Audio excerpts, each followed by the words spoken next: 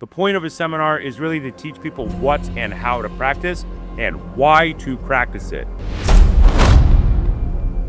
We started doing this seminar years ago by integrating the staff because it became apparent to most of us who are club practitioners or mace practitioners that people were not understanding why those movements were being done. So we teach it with staff because it teaches people the why.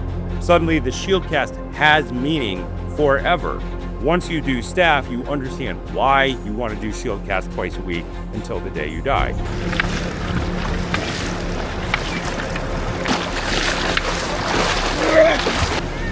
One, step, two, step. Day one, we focus on staff first thing in the morning because we want to make sure people understand the fundamentals.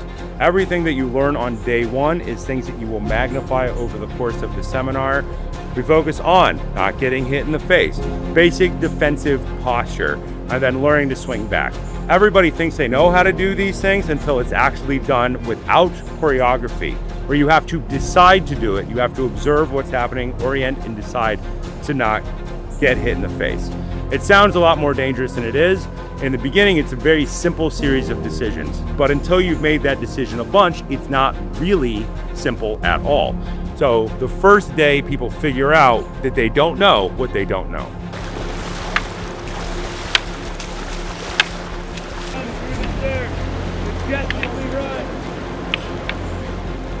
Day 3 and 4, we evolve up, we add complexity to every system. So we always go back with staff when we start at the beginning and we work on attack and defense. That's the beginning of absolutely every training evolution. And then we add a different complexity to it every single time. We add a different amount of complexity every time we come back. It's a simple idea, but that does not mean it is easy. We always start with attack and defense, and then we add different types of foot movement. We add multiple attackers. We add turning around. Everything in staff is about OODA loop, observe, orient, decide, act. We did not come up with that. That is a military thing that fighter pilots came up with during the Korean War. But that's how we design all the drills. We're not teaching any patterns. We're teaching only decision making. So the decision making changes absolutely every time because that means that the original simple decision to not get hit and to hit back becomes easier. The more complex the evolution, the simpler the simple thing becomes. In heavy club, our goal with everything is to move people from two hands, where we focus on rotation, to single arm, and move everything to the thing that clubs do better than absolutely everything else: throwing patterns. There is no better way ever in all of human history to load and train throwing patterns. You'll notice that your base proto throwing pattern or inside is the same as the proto pattern for throwing a baseball. It's also the proto pattern for throwing a cross.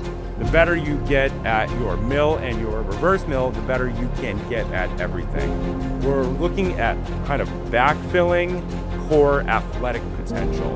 Most people have never had athletic potential because they lack throwing patterns. Nobody ever taught them how to throw or how to use a weapon.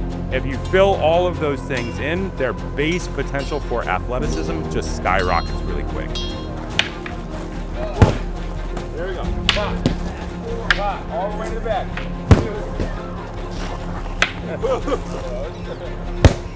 There you go.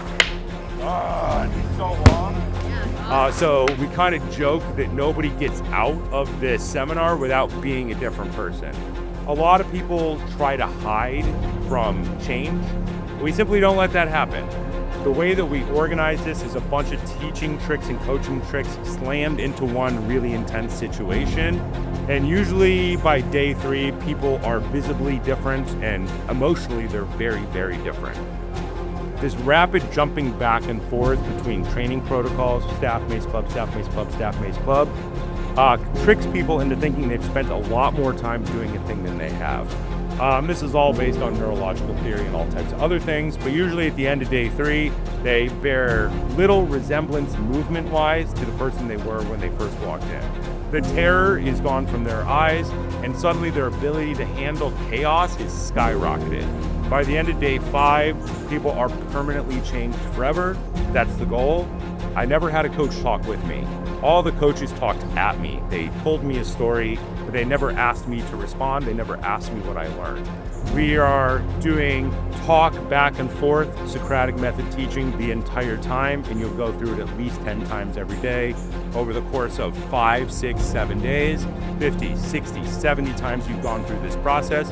There's absolutely no way it doesn't work.